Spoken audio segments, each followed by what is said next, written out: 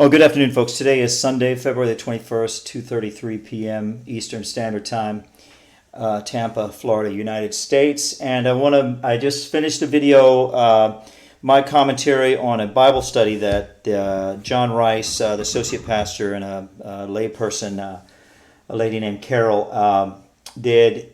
And I watched it online with my friend David down in the theater room. We have like a big 100-inch TV down there, so it's very comfortable theater seats. I mean, very nice, a very comfortable experience for me. I should say very comfortable experience for me and David. We can sit there and drink our coffee and watch church. Sometimes I have another friend or two over, and so it's a really great experience. We can augment our church service with a couple of Bible Project videos. If you're not familiar with Bible Project, I highly recommend it. They're a lot of them are very short videos, like 5 minutes or less, and they're really just exceptionally well done if you want to learn about the Bible. So this particular Bible study has me fired up for reasons that I think will be very obvious if you watch the video that I just made in my car while I was driving. When I make a video on my phone, I'm limited to 25 minutes on this computer here. I don't think I'm limited at all, but I would like to keep it short because I plan on going to the beach and going for a walk. And also people don't like to sit and listen to somebody talk forever and ever. Now, this is a new video screen capture thing. The other one I had was burning up my CPU.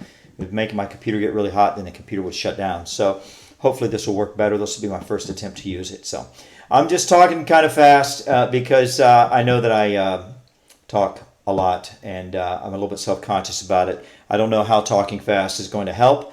I don't think it will, but at the moment I'm just talking kind of fast. So I'll pick up right here. I pretty much have it at the spot that I would like to discuss, and here it goes. Full name here, John. Right. Oh, absolutely. This is a tough one. And I think, I think this is an example in the New Testament of corporate sin. We talk a lot about individual sin, but I think here's an example. You can't get around it. You can't unidentify this as a society, as a culture being responsible for sins of the past. And I know that's a particular interesting topic in our culture today, especially around slavery and what happened. And a lot of people are saying, I'm not responsible for what happened 400 years ago. And Jesus is saying, you might want to rethink that. Okay, so if you know me very well, you probably know what I'm being triggered by already. And it is this whole slavery bit. And in my previous video on this same thing, I talked about this bumper sticker right here. This bumper sticker says, "All my heroes killed cowboys." And like I said before, I don't think it has to do anything with football. I think this is a commentary on the American Indian, the indigenous peoples of this continent, and their relationship to the pilgrims and the people that came the people that came over from Europe, basically the white people, the Vikings, the Puritans, and et cetera, so on and so on, et cetera, so on and so forth. And my previous commentary on this, it was very extensive, maxed out my 25-minute limit. But just basically, I'm just saying, hey, in a church, a staff member, a clergy member should not be celebrating the violent death of anybody. Much less an entire class of people, this would be like the equivalent of celebrating the death of the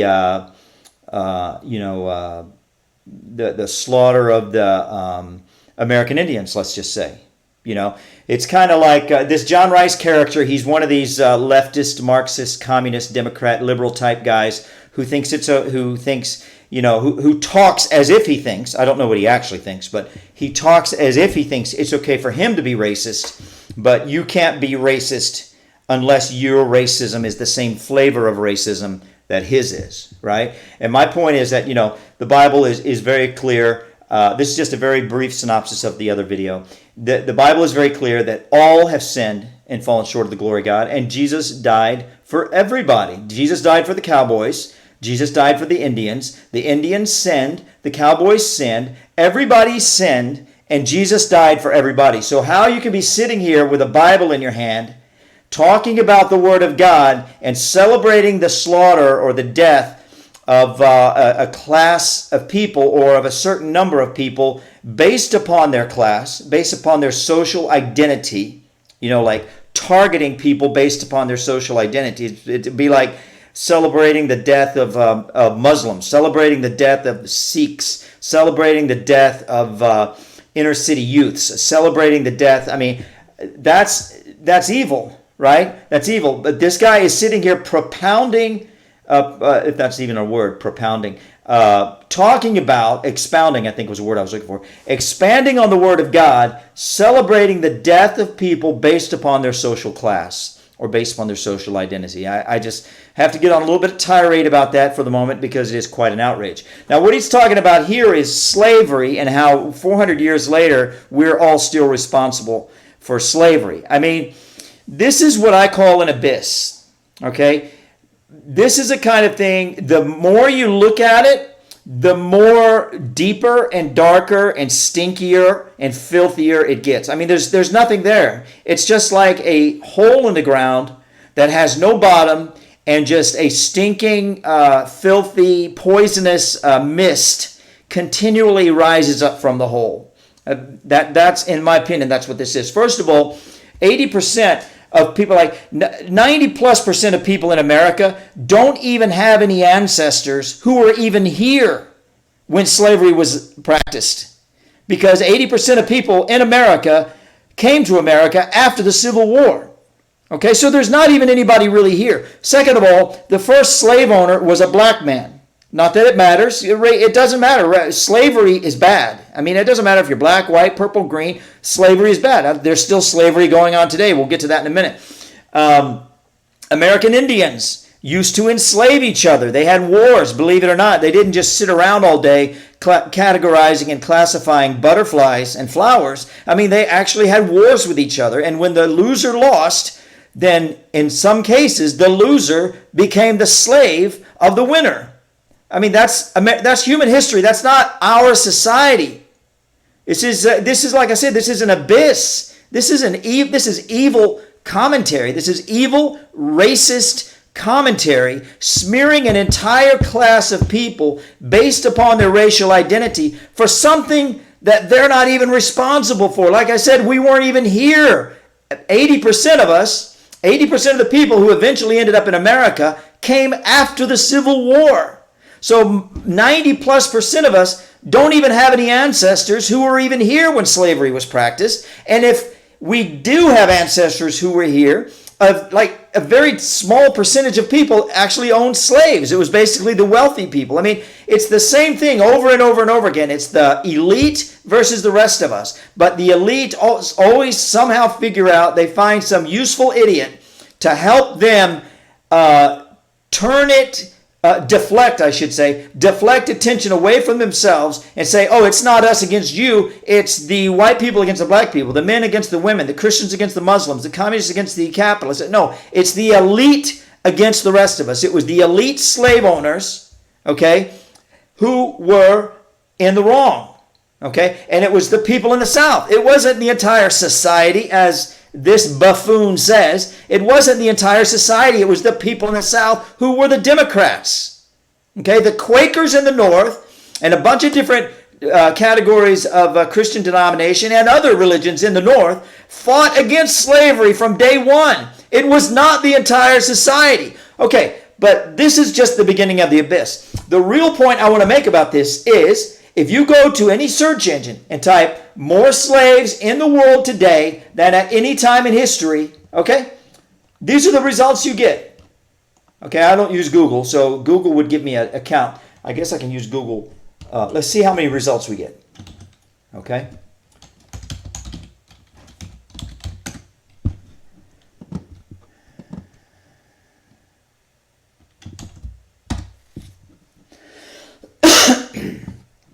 Okay, so 335 million results in 0.93 seconds. Now, I'm going to go back over here. Look, this is alternate.org. This is Marxist, leftist, Democrat, communist, publication. This is not right-wing stuff.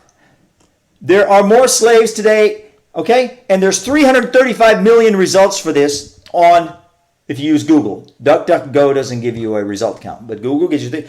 So this is not even controversial.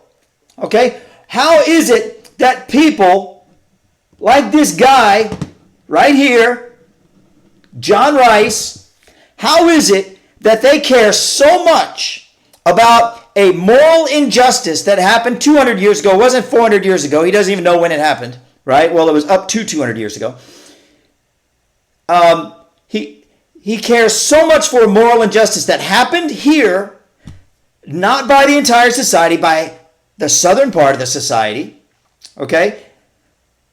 200 years ago, that has been happening throughout human history, that is still happening today in Africa and other places, but guess what? It's also happening everywhere. You know why? There's more slaves today than at any time in human history. But what can we call men like this guy, John Rice, and Glenn Money, and the guy over at Gulf Coast Community Church, because he was doing a thing on slavery. Everybody who gets up and feigns pearl-clutching church lady moral outrage over historical slavery, but who never talks about the women and children, the millions and millions of women and children of every race, nationality, and creed, okay, that are sex slaves, work slaves, adrenochrome slaves, or whatever organ harvesting slaves. There are more of these people now than at any time. But this guy and all of his clown contemporaries and peers, they never talk about that. How can I sit here with a calm voice and just make like a dispassionate observation about that, like I'm an NPR commentator, you know? Yes, well, I find it very interesting. No, that's not the proper response. Imagine women and children right now in chains, suffering, tortured, used, abused, operated on if they're being organ harvested. Okay? And this clown is over here talking about the collective guilt of quote unquote our society. It wasn't our society. It was the southern part of our society. It was the Democrat Party in the South. They are the guilty party, not the entire society. And our society is not any more guilty than any other society who practiced slavery, of which there have been thousands, if not tens of thousands throughout history, and some are still practicing today. Okay? So you see, it's impossible to talk about this with a calm voice because it's so unbelievably outrageous. But that is the mark of the devil. When you hear something that is so profane and so degenerate that you can't even process it, that's how evil thrives. Evil thrives on the extremity of its application. A little bit evil, people just laugh at it. They just what? They see it, they understand it, they just laugh at it. It's stupid. Evil is intrinsically stupid. I've said that before. Evil is by its nature is stupid.